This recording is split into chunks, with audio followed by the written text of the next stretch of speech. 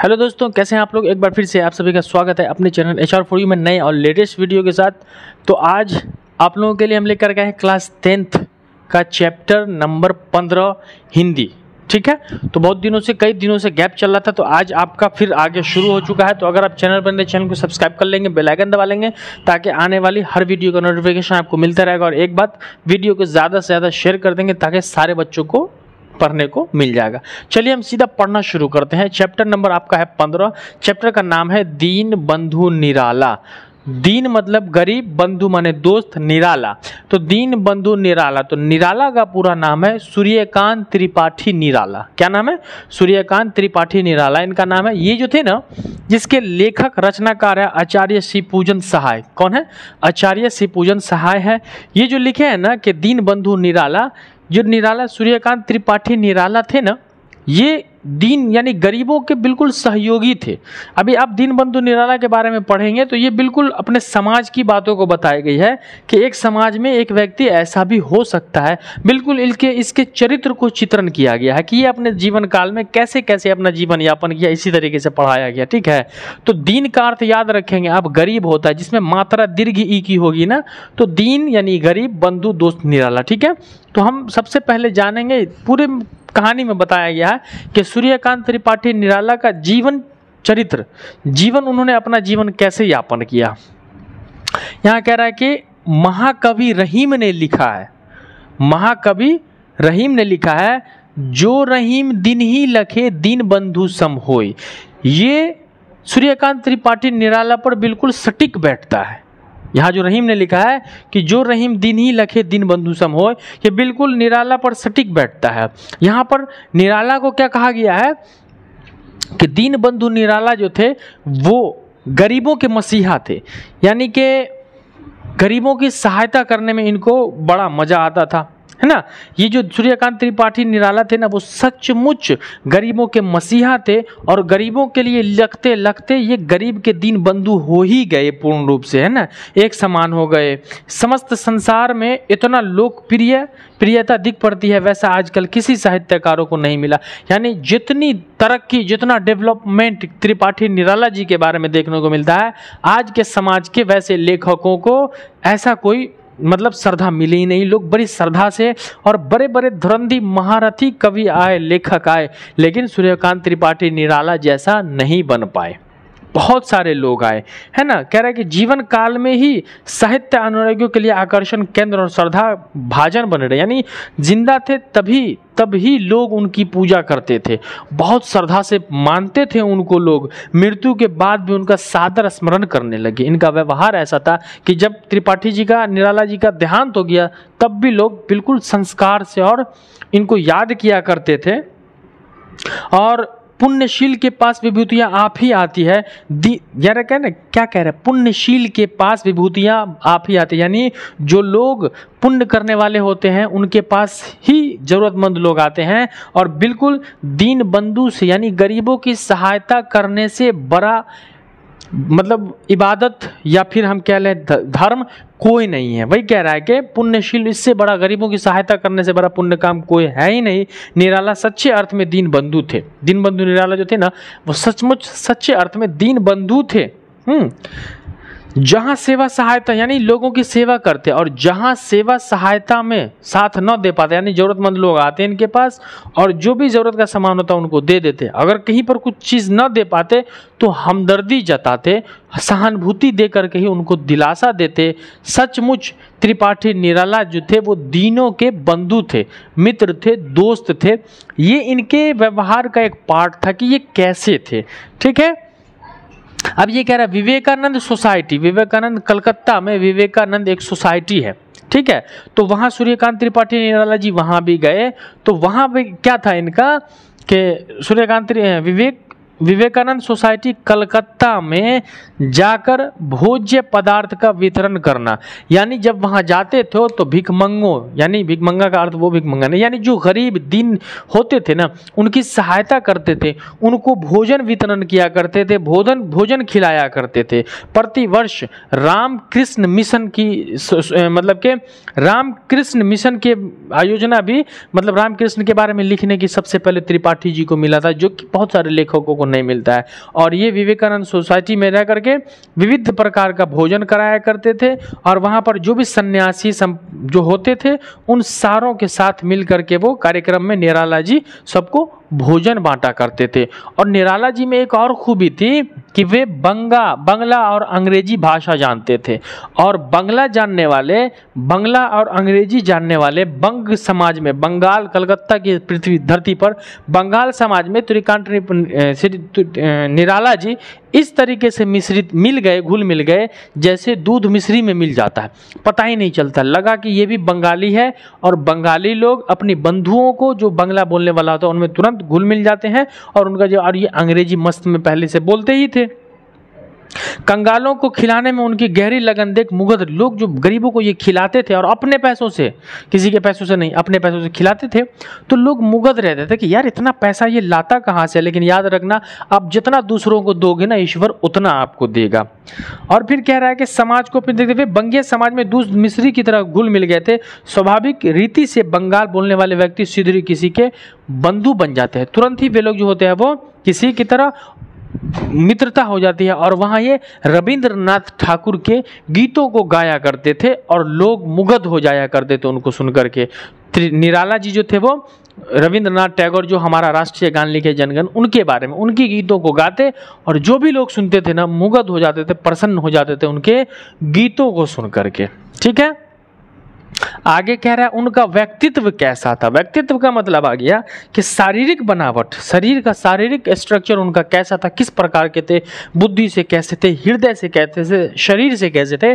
तो कह रहा है कि उनका रूप आकर्षक रूप था। आकर्षक रूप का मतलब क्या होता है, बहुत सुंदर थे, ऐसा रूप था कि लोग उनकी तरफ अट्रैक्ट हो जाते थे। लंबे तगड़े डील डोल का शरीर, और उनका शरीर जो था ना निराला जी का, वो लंबे चौड़े तगड़े डील डोल वाले शरीर थे। हिस्ट पिस्ट यानी व्यायाम करके वो अपने आप में फिट थे। व्यायाम से सुसंगठित व्यवस्था, और शरीर को व्यायाम, जो व्यक्ति व्यायाम करता है ना वो फिट रहता है। तो व्यायाम करके निराला जी जो थे वो अपने आप को तगड़े लंबे चौड़े थे और व्यायाम करने के बाद बिल्कुल ग्रेट खल्ली की तरह लगने लगे। और जो शरीर से स्ट्रांग होगा वही बुद्धि से भी स्ट्रांग होगा, क्योंकि कहा जाता है कि स्वस्थ शरीर में ही स्वस्थ बुद्धि होती है। आगे कह रहा है ललित मनहर कंठ। अच्छा, ये गाते भी थे, निराला जी गाते थे। अभी मैंने आपको बताया कि रविंद्रनाथ टैगोर जी के गीतों को गाते थे और लोग मधुर हो जाते थे, मुग्ध हो जाते थे सुनते सुनते। तो मनहर कंठ यानी इसकी आवाज़ मधुर थी, इनकी दयालु हृदय यानी हृदय, इनका दिल इतना बड़ा था कि अपने पास कुछ भी नहीं रखते थे, ये लोगों को दे दिया करते थे। चिंतनशील मस्तिष्क, दिमाग चिंतन करने वाला, चिंता नहीं चिंतन करने वाला कि इन चीज़ों को हम कैसे करेंगे। तो चिंतनशील मस्तिष्क था और शक्ति संपन्न बुद्धि, और इनके पास जो बुद्धि थी ना वो शक्ति संपन्न थी, शक्ति से भरी हुई बुद्धि थी इनकी।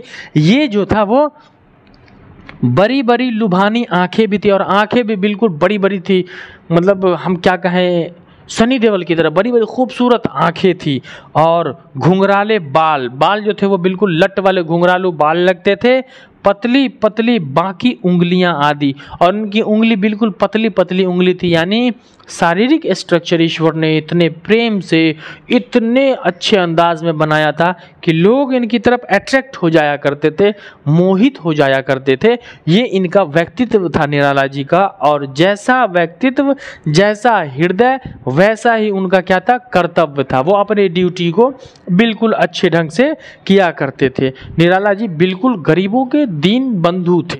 निराला जी जिस महफिल में जिस जगह पर बैठ जाते अपने मनहर व्यक्तित्व से जगमगा देते थे। उस एक बार एक धनी परिवार में वो गए, मतलब एक जगह बैठ करके वो अपनी पाठ पढ़ा रहे थे, बता रहे थे, तो एक धनी परिवार से निराला जी का रिश्ता भी आया कि आप शादी कर ले। परंतु निराला जी पत्नी व्रत थे, उनके पास जो थे वो बड़ी बड़ी युवतियां पढ़ने आया करती थी। चूँकि ये इन सारी चीज़ों को, भोग विलास की यासना को सब उन्होंने छोड़ दिया। पत्नी के मृत्यु के समय ही इनकी पत्नी की मृत्यु हो जाती है और वो उन चीज़ों को छोड़ देते हैं और लोगों की भलाई के काम में वो लग जाते हैं। वो अपने मनहर कंठ और एक दयालु हृदय की वजह से बहुत सारे लोगों की सहायता करते हैं और बहुत सारे लोगों के काम आते हैं। उनकी सारी खुशी दीनबंधु की सहायता में थी। अगला कह रहा है कि मतवाला मंडल कलकत्ता में। मतवाला मंडल कलकत्ता में, तो ऑब्जेक्टिव होता है मतवाला मंडल कहाँ है, तो कलकत्ता में है। भिखमंगी की समस्या, कलकत्ता में मतवाला मंडल में भिखमंगी की बहुत बड़ी समस्या है। तो वहाँ ये क्या करते थे कि इस विषय में समाचार पत्र में खबर निकला कि भाई देश में कलकत्ता के एक क्षेत्र में मतवाला मंडल में भिखमंगी की समस्या कुछ ज़्यादा है। वहाँ पर तो ये देखे तो बहुत क्रोधित हुए निराला जी, है ना, बड़े आवेश में आके, और वो बोले कि देश में फैली हुई आर्थिक विषमता पर बिल्कुल शांत रह गए कि देश में इस तरीके की गरीबी फैली हुई है, इसका जिम्मेदार लोगों को ही सब ठहराते थे कि भाई तुम्हारे पास है तो तुम देते नहीं किसी को पैसा। धन ईश्वर आपको देता है जमा करने के लिए नहीं। जो व्यक्ति धन को जमा करने लगता है वो गरीब हो जाता है और धन को लगाने वाला आदमी अमीर हो जाता है। कह रहा है कि आर्थिक विषमता पर शब्दास्त्र संत में यद्यपि हिष्ट पुष्ट भिक्षुओं के प्रति उन्हें सहानुभूति अच्छी थी, तथापि असमर्थ अपाहिज भिखारियों की दशा के लिए वह समाज की तीव्र आलोचना, जो भी अपाहिज लेंगड़ा लूला अंधा काड़ा होता था तो समाज की आलोचना किया करते थे कि अगर हमारे समाज में भिखमंगा है तो केवल उसको भिखारी नहीं, हमारा पूरा समाज भिखमंगा हो जाता है। कलकत्ता सूरत महानगरों में सड़कों पर दोनों पटरियों पर ढूंढने फिरते रहते थे। और वो क्या करते थे, अब आगे कह रहा है कि कलकत्ता सुदृश्य महानगर की दोनों पटरियों पर गरीब लोगों को ढूंढते रहते थे। अब कलकत्ता का एक नगर था, वहाँ दोनों पटरियों के साथ साइड में अक्सर होता है कि रास्ते में गरीब जो लोग होते हैं भीख मांग के अपना जीवन यापन करते हैं, वो पटरियों के किनारे सोए रहते हैं। तो वो ढूंढते रहते थे और रात रात में जा जा करके उन लोगों को कंबल बांटते थे, उन लोगों को चादर बांटते थे, खाना पीना भोजन भी दिया करते थे। निराला जी दूसरों आदि लोगों को भोजन देते थे और उनके जैसा लोग जो है वो देखने को नहीं मिला। फुटपाथों पर जो भिखारी होते थे उनको खाने के लिए देते थे, रात में पड़े रहते उनको कपड़ा देते थे। इवन ये भी होता था कि उनके लिए जो बीड़ी खैनी तंबाकू मुर्री भूजा ये भी बंगाल में ला करके निराला जी दिया करते थे। और वितरण करने वाले महान निराला जैसा दूसरा कोई न देखा, निराला जैसा कोई दूसरा व्यक्ति न था इस तरीके से दीनों की सहायता करेगा। एक आध दो सेठ दिखते थे, गाड़ी से उतरते थे, कुछ चिल्लड़ पैसा फेंक करके और चले जाया करते थे, लेकिन निराला जी जैसे व्यक्तित्व के व्यक्ति कोई गुजरे ही नहीं। निराला जी के पास 1000 रुपया अगर है तो 1500 रुपया खर्च का लिस्ट पहले से तैयार है, इस तरीके का होता था। और निराला जी को कभी जैसे उनका मन करता कि कहीं घूमने जाना है, थिएटर, उनके मित्र अगर कहीं उन्हें फिल्म दिखाने के लिए न ले जाए कोई प्रॉब्लम नहीं है, हंसी मजाक की जगहों पर नहीं ले जाए कोई तकलीफ नहीं होती थी उनकी। लेकिन उन्हें अगर कोई गरीब और ज़रूरतमंद दीन बंधुओं के पास न पहुंचाए तो उनको आश्चर्य होता था। वो अपने पैसों से गरीबों को सहायता करने पर ही अपने को सार्थक समझते थे। निराला केवल शहरों या बाजारों में ही नहीं, अपने गाँव घर अड़ोस पड़ोस सारे लोगों की सहायता किया करते थे और लोग उनसे मिलने आते थे, अपना अपना रिश्ता बता करके हम ये हैं हम वो, अपने रिश्तेदारों का नाम बता करके निराला जी से मिलने आते थे, कुछ लेते और फिर जब वापस जाने लगते तो इनसे खर्चा का कुछ पैसा भी ले लिया करते थे, है ना। और निराला जी की शक्ति को थोड़ा सा भी प्रॉब्लम नहीं होता था। उनकी शांति तभी भंग होती जब किसी ज़रूरतमंदों की ज़रूरत को वो पूरा नहीं कर पाते थे। किसी आदमी को, है ना, किसी आदमी को अपने से अनुचित लाभ उठाते देखकर धैर्य को ठेस नहीं लगती। दूसरों के अभाव उन पर ओढ़ लेने से उनका शांत गंभीर हृदय विचलित नहीं होता। यानी जिसको जितनी जरूरत है, जरूरत से ज़्यादा भी अगर इनसे कुछ मांग लेता तब भी निराला जी को कोई तकलीफ नहीं। और बहुत सारे लोग निराला जी को कहते कि आप क्यों इतना खटराग पालते हैं, कौन खाया, किसको क्या मिला नहीं मिला, इतना टेंशन इतना झंझट आप क्यों लेते हैं। तो निराला जी मुस्कुरा करके और टाल देते थे। भला उनको कौन सीख देने वाला, जो खुद स्वयं धर्म के सर्वज्ञ व्यक्ति थे, धर्म की पूजा करने वाले और धर्म को मान्यता देने वाले थे। ये विशेषता बहुत कम लोगों में देखी गई है कि ज़रूरतमंदों की ज़रूरत को पूरा किया जाता है। ये अपना सब कुछ लोगों को दे दिया करते थे, है ना। निराला जी जो थे वो अपना लगभग सब कुछ, अपना कपड़ा जूता ट्रंक या बक्सा कुंजी रुपये पैसे सब दान कर दिया। यानी इनके पास जो भी चीज़ होता था, इनके पास अपना जूता होता था, जूता भी दूसरों को दे देते थे ज़रूरतमंदों को, ट्रंक या बक्सा था कुछ रखने का, ये भी दे देते थे।